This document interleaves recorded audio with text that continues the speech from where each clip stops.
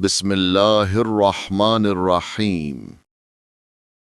نہج البلاغہ سے اقتباس، حصہ اول، خطبہ نمبر 145، ترجمہ مفتی جعفر حسین۔ بعثت پیغمبر کی غرض و غایت اور اس زمانے کی حالت کہ جب لوگ قرآن سے منحرف ہو جائیں گے۔ اللہ سبحانہ نے محمد صلی اللہ علیہ وآلہ وسلم کو حق کے ساتھ بھیجا تاکہ اس کے بندوں کو محکم و واضح قرآن کے ذریعے سے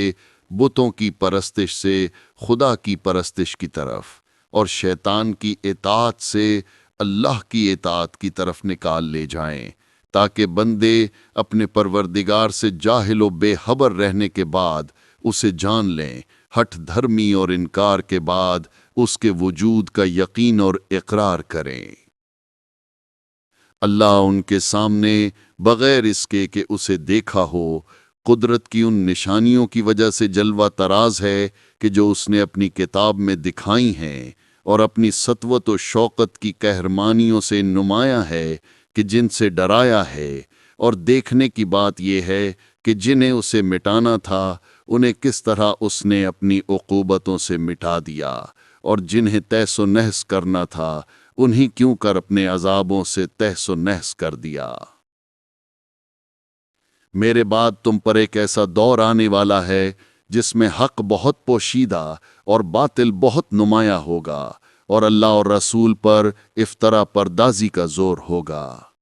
اس زمانے والوں کے نزدیک قرآن سے زیادہ کوئی بے قیمت چیز نہ ہوگی، جبکہ اسے اس طرح پیش کیا جائے جیسے پیش کرنے کا حق ہے، اور اس قرآن سے زیادہ ان میں کوئی مقبول اور قیمتی چیز نہیں ہوگی اس وقت جبکہ اس کی آیات کا بے محل استعمال کیا جائے، اور نہ ان کے شہروں میں نیکی سے زیادہ کوئی برائی اور برائی سے زیادہ کوئی نیکی ہوگی۔ چنانچہ قرآن کا بار اٹھانے والے اسے پھینک کر الگ کریں گے، اور حفظ کرنے والے اس کی تعلیم بھلا بیٹھیں گے، اور قرآن والے یعنی اہل بیت بے گھر و بے در ہوں گے، اور ایک ہی راہ میں ایک دوسرے کے ساتھی ہوں گے، انہیں کوئی پناہ دینے والا نہ ہوگا۔ وہ بظاہر لوگوں میں ہوں گے مگر ان سے الگ تھلگ، ان کے ساتھ ہوں گے مگر بے تعلق، اس لیے کہ گمراہی ہدایت سے سازگار نہیں ہو سکتی اگرچہ وہ یکجا ہوں۔ لوگوں نے تفرقہ پردازی پر تو اتفاق کر لیا ہے اور جماعت سے کٹ گئے ہیں، گویا کہ وہ کتاب کے پیشوا ہیں، کتاب ان کی پیشوا نہیں، ان کے پاس تو صرف قرآن کا نام رہ گیا ہے، اور صرف اس کے خطوط و نقوش کو پہچان سکتے ہیں۔ اس آنے والے دور سے پہلے وہ نیک بندوں کو طرح طرح کی اذیتیں پہنچا چکے ہوں گے، اور اللہ کے متعلق ان کی سچی باتوں کا نام بھی بہتان رکھ دیا ہوگا، اور نیکیوں کے بدلے میں انہیں بری سزائیں دی ہوں گی۔ تم سے پہلے لوگوں کی تباہی کا سبب یہ ہے کہ وہ امیدوں کے دامن پھیلاتے رہے اور موت کو نظروں سے اوجھل سمجھتا کیا کرتے تھے، یہاں تک کہ جب وعدہ کی ہوئی یعنی موت آ گئی تو ان کی معذرت کو ٹھکرا دیا گیا، اور توبہ اٹھا لی گئی، اور مصیبت و بلا ان پر ٹوٹ پڑی۔ اے لوگو، جو اللہ سے نصیحت چاہے اسے ہی توفیق نصیب ہوتی ہے، اور جو اس کے ارشادات کو رہنما بنائے وہ سیدھے راستے پر ہو لیتا ہے،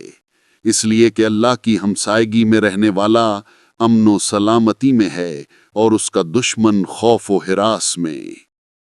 جو اللہ کی عظمت و جلالت کو پہچان لے اسے کسی طرح زیب نہیں دیتا کہ وہ اپنی عظمت کی نمائش کرے، چونکہ جو اس کی عظمت کو پہچان چکے ہیں ان کی رفعت و بلندی اسی میں ہے کہ وہ اس کے آگے جھک جائیں، اور جو اس کی قدرت کو جان چکے ہیں ان کی سلامتی اسی میں ہے کہ اس کے آگے سر تسلیم خم کریں۔ حق سے اس طرح نہ بھڑکو جس طرح صحت و تندرست خارش زدہ سے یا تندرست بیمار سے۔ تم ہدایت کو اس وقت تک نہ پہچان سکو گے جب تک اس کے چھوڑنے والوں کو نہ جان لو، اور قرآن کے عہد و پیمان کے پابند نہ رہ سکو گے جب تک اس کے توڑنے والے کو نہ جان لو، اور اس سے وابستہ نہیں رہ سکتے جب تک اسے دور پھینکنے والے کی شناخت نہ کر لو۔ جو ہدایت والے ہیں انہی سے ہدایت طلب کرو، وہی علم کی زندگی اور جہالت کی موت ہیں۔ وہ ایسے لوگ ہیں کہ ان کا ہر دیا ہوا حکم ان کے علم کا اور ان کی خاموشی ان کی گفتار کا پتہ دیتی ہے، اور ان کا ظاہر ان کے باطن کا آئینہ دار ہے۔ وہ نہ دین کی مخالفت کرتے ہیں نہ اس کے بارے میں باہم اختلاف کرتے ہیں۔ دین ان کے سامنے ایک سچا گواہ ہے اور ایک ایسا بے زبان ہے کہ بول رہا ہے۔